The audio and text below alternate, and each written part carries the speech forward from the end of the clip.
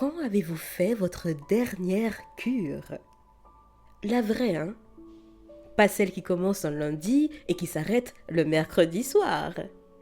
Je parle de la cure qui nettoie, celle qui clarifie, celle qui remet les compteurs à zéro, celle qui ne fait pas de bruit, mais qui, quelque part, change tout. Parce que, soyons honnêtes, vous êtes fatigué, pas un peu, fatigué profondément, fatigué mentalement, émotionnellement, fatigué d'être sollicité en permanence, de penser à et pour tout le monde, de répondre à tout, et très souvent, vous ne comprenez même plus pourquoi. Vous êtes fatigué, point. Alors, aujourd'hui, nous parlerons de cure. Pas une cure punitive, mais celle qui permet de retourner à soi. Commençons par ce qui vous vide le plus sans que vous ne vous en rendiez compte. J'ai nommé le digital. La fameuse digital détox là. On en parle partout, mais on la fait rarement vraiment, hein. Et le digital n'est pas neutre. Chaque notification, chaque message, chaque scroll est une micro-intrusion dans votre système nerveux, dans votre vie. Vous ne vous reposez jamais vraiment tant que votre téléphone est à portée de main. Puisque le cerveau reste en alerte, même quand vous êtes allongé, même quand vous pensez ne rien faire. Une cure digitale, ce n'est pas disparaître du monde, c'est reprendre la main, décider quand vous êtes disponible et quand vous ne l'êtes pas. Décider qui a accès à vous et qui n'en a plus, que ce soit temporairement ou définitivement. Et voici quelque chose de très important que j'aimerais que vous entendiez bien. Quand vous vous absentez, très peu de personnes le remarquent vraiment, hein. Et ce ne sont généralement pas celles auxquelles vous pensez. Ceux pour qui vous vous suradaptez là, en ce moment même là, oui.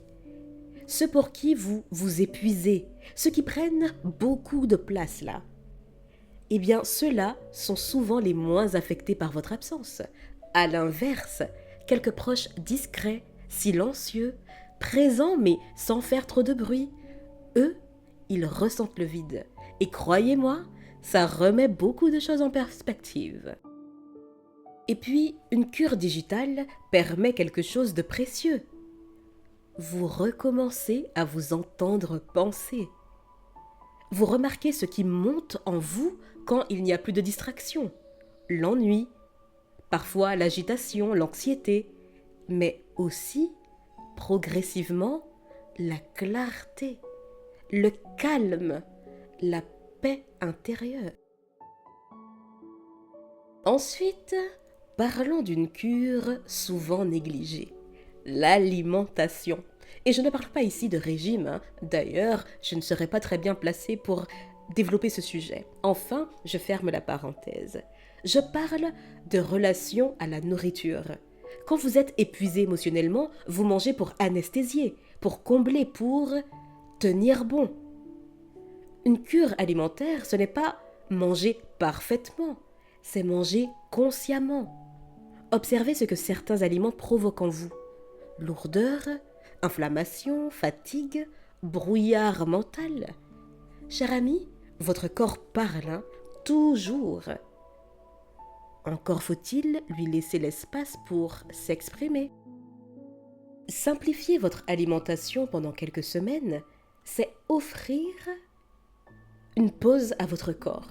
Moins de sucre, moins d'ultra transformés, plus de choses simples, vivantes. Et ça peut être aussi simple qu'ajouter un fruit là où vous auriez pris du jus. Et vous verrez très vite un effet sur votre énergie mentale, sur le corps, certes, mais sur l'énergie. Cher ami, le corps et l'esprit ne sont jamais séparés. Et puis, il y a une cure. Il y a la cure la plus difficile, mais la plus transformatrice. J'ai nommé la cure relationnelle.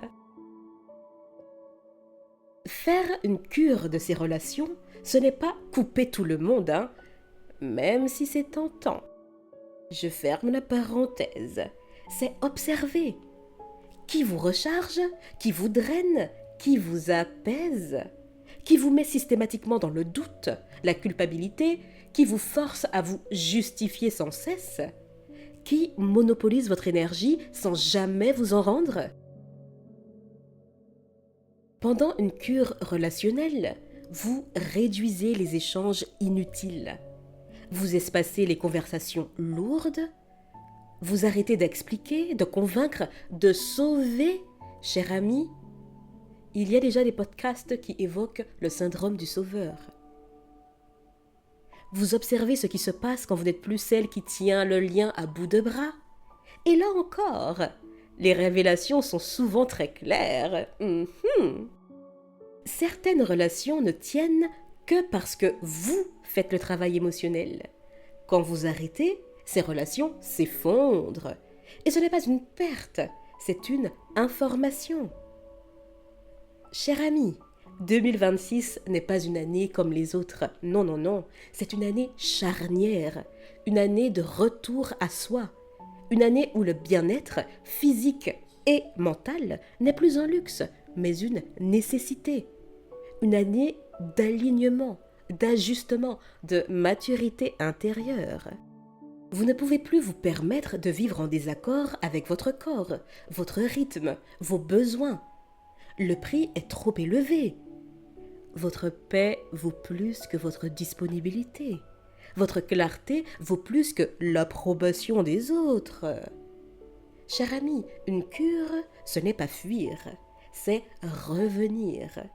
Revenir à ce qui est essentiel. Revenir à votre axe. Revenir à votre vérité.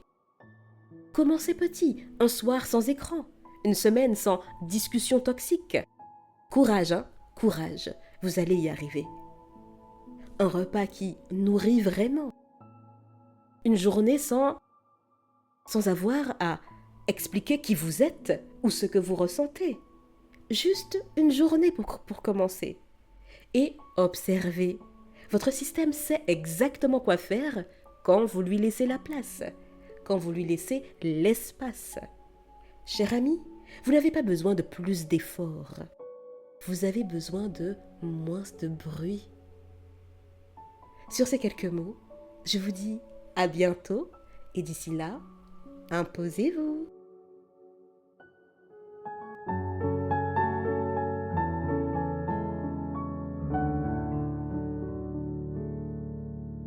Ah oui.